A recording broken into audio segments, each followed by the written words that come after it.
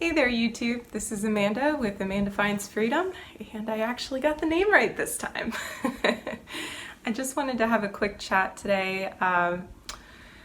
I recently traveled down to Florida and I have been a little overwhelmed with some of that. I am at my mom's. I am taking care of her after a surgery. I wanted to talk a little bit about food addiction again and to just cover one of the rules that I kind of keep for myself.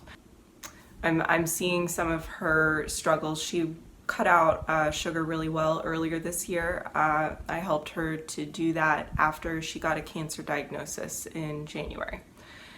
And I think that there definitely is some peer pressure in different circumstances, exposure at her office, exposure just with friends and what people around her are eating, and family who have visited recently. And altogether, I think that she's just getting maybe a little bored or a little tired or just feeling a little left out with it, which has been interesting because in combination with that, I know that she's been restricting some of the things that she loves the most that she replaced sugar with. For example, she's discovered acai bowls and she really seems to like those. And don't get me wrong, they are not cheap, but there are ingredients that you can buy at the grocery store to make something special for yourself. Or if you really want, save it for your special weekend treat, or do what you need to do to allow yourself the things that help keep you on that healthy track. It's so important because once we start sort of allowing certain things back in, and my number one rule really is if you're allowing it and it's coming in the house, if it's a thing that you're keeping stocked in the house, then it better be something that you're okay with having fairly unlimited amounts of. It better be something that is very much in your meal plan or your diet or whatever choices that you've made for yourself, because otherwise it's pretty likely that you will have at least a little bit of it quite a few days, and especially as that goes on, it can become a very slippery slope down the road, or at least that's my experience. And I think having grown up around obviously my mom and family members, I think that it's fair to say that I probably have some similar mannerisms, some similar obstacles that I've had to overcome in terms of my own behavior as an adult and really what I want to do with myself and how I want to behave in that regard, or how I want to take care of myself. So I've been watching that, and actually simultaneously, not that mom's doing anything wrong. I just want health for her. But simultaneously, somehow seeing that is actually triggering me with my own food addiction tendencies. And I haven't quite figured this one out yet. So that's kind of why I thought I'd just discuss it today. And maybe talking about it will help me shed some light for myself on the topic. I also find journaling really helpful for this kind of thing, and I have done that a little bit, not as much as I wish I had, but things have been a little busy. So all of that said, I noticed right away, like the first night that I got here, it had been a really long day. I had been on the road for almost 10 hours in total that day with the different things that I needed to do before leaving Alabama and coming down here. And so it was just a really, really early day. It was a really long day. I did not get enough sleep the night before. Was sort of rushing around doing everything that I needed to do. I did the stupid thing with my laundry. As a female, I hang dry a lot of my laundry, and for some reason wasn't thinking about that and did my laundry like the day before when I actually needed to be putting it in the suitcase that night, and it wasn't dry. So, packing like first thing in the morning, and just crazy day. I really didn't want to stop a bunch of places because of the COVID situation, and I also really just wanted to get the drive over with. So I didn't have much in the way of I mean, fluids even. I packed green juices, but I just didn't get to drink them, drink very much of them while I was actually on the road. I didn't have any straws, and so I was constantly worried about spilling them, and there was rain part of the time, and it just didn't, I just wanted to focus on driving at that point and just get it over with. So I really didn't get in enough calories or enough hydration throughout that day. And it's almost ironic because Lissa at Raw Food Romance, whenever she talks about how to stay raw, she talks about as if you're going on a road trip and what you do with your car, and you fuel up your car right when you're leaving, and then you have to fuel up when you see a gas station because you don't know when the next gas station's going to be, and that kind of a thing. And I'm literally on a road trip and having these like body fueling discrepancies. Basically, I didn't get remotely enough fuel that day, so when I arrived I was basically starving. And I ate a lot for dinner that night, and my wonderful mom got me some bananas, which was great. But I basically went through all of the bananas she got me because she forgot how many bananas I eat, basically just that first night, and then tapped into the dates that I had brought too, because I was just like trying to get calories in. And so that all went okay because I definitely at least stuck with fruit that night, and everything was higher carb and more or less on my plan. It was just more of it than I would typically like in one sitting, and I don't usually do that much dried fruit like that. But I was noticing as I was eating all of that I mean, I saw so many other things in her pantry and her kitchen, and they were specifically foods that I had kind of grown up craving or sneaking because maybe they were hidden from us, because as kids we ate very healthy, but we got treats sometimes, but those treats were like regulated. So like if you found them, you got into those. So I'm looking at all of those things, and I don't know if it's being here, the environment, like physically being in that environment after having been in a vegan one for the last month, which you forget how awesome it really is having a vegan roommate who actually eats like you do too. It's just amazing. But yeah, I was noticing that I was really craving like everything that I saw in the pantry, and I didn't eat it, but the cravings were really strong.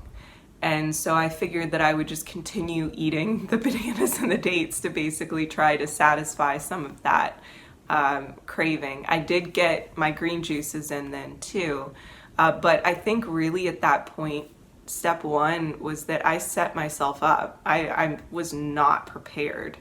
I didn't have enough calories during the day, and it shouldn't be a total surprise that I was going into a situation where I would be surrounded by things that were more calorically dense that I had worked really hard to let go of, basically, that were, I have concluded, more addictive for me or more likely to be an issue for me. So I should have been more prepared. That was really step one. I think step two was even leading up. I should have been a little bit more aware of myself, of my own tendencies, of my mom's own tendencies, our glorious differences because we're not the same human. And I should have maybe set aside more time for me to think about what that might be like and sort of envision and visualize that process of, okay, I see this thing, it's triggering me a little bit. I want to eat it. It's not on my meal plan. What am I going to eat instead? What am I going to do next? How do I go about that? Do I have that thing with me? Do I need to get a bunch of groceries? Which groceries do I need? Which thing is going to help me feel the most satisfied? All of those, I think, are good things to think about before you get in this situation as someone who is coming from a food addiction background. So planning, strategizing in that sense. And after you do it enough, I do think that it becomes more intuitive and it becomes second nature. But the food addiction part of the equation for me is really very new in terms of me realizing and accepting that reality. So I think that was part of the equation. Another thing that I noticed, and I was talking with Lissa about this, is that the week leading up to that, or even the 2 weeks leading up to it, I had done a lot more muscle building workouts, and specifically upper body workouts, because I am hoping to take some surfing lessons while we are at the beach in about a week from now. So I have very little, very little upper body strength. Like, I try, but like, it's just, yeah. I was a gymnast as a kid, and I was really strong then, now not so much. So I was trying purposefully to do more upper body muscle building kind of exercises, and I was realizing, even leading up to before I came down to Florida, that my appetite was changing a little bit, and it just felt like I was turning into a little bit of a bottomless pit with fruit. And I'm not saying there's anything wrong with fruit, but we also really, really need our vegetables. And so I was noticing that, and my solution at the time had just been, okay, I just need more calories. I'm just going to eat more fruit. But as I was speaking with Lissa about this and sort of reflecting on it, something that I did realize, and that I think maybe would have helped if I had been mindful and prepared at that point, was that it was almost a different kind of hunger, and that fruit just wasn't even satisfying it. I could have had endless amounts of fruit, and it just wasn't quite getting my body whatever it was that my body was craving, which I now think was more protein and more minerals, basically the things that I would get from greens and sprouts and things like that.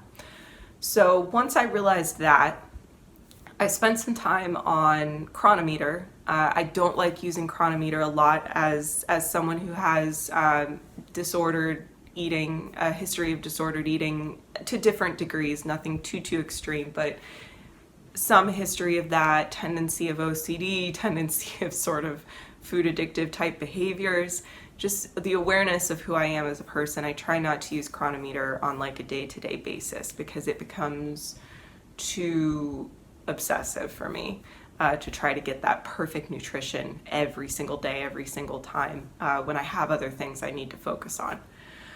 So I did a check-in with that though, and really did like a deep dive, and really like compared a bunch of different foods that I knew I had easy access to, and tried to build, okay, if I did have a perfect day though, what types of foods would be in that, and how much of those things approximately would be in that. And I'm not about to go weigh everything as I eat it, because again, I don't want to trigger that tendency, but it gave me a better idea of where I might need to go moving forward, because I do want to continue building muscle. I have missed being more toned, and I don't think that veganism or anything did that to me. I think that it's just been, I'm over 30 now, and my hormones have changed a little bit the last few years, and I've been so focused on things like work and relationships with family and other areas of my life that some of my effort and focus in fitness has dissipated or changed, I suppose, because some of it, a very real part of it, is about bringing me back to a Zen place as well. And doing that is a pretty different experience than the muscle building exercises for me. Often that's more of a cardio thing. But I do want to be more toned, and in general, I just want more functional kind of strength. I want to be able to do something that I can feel really passionate about and really enjoy, something like surfing. And that's going to require more upper body strength. I think that the solution for me will be lentil sprouts primarily, because they're just so accessible, but sprouts in general, definitely more greens, perhaps more fruit in the morning and 2 salads a day kind of a thing.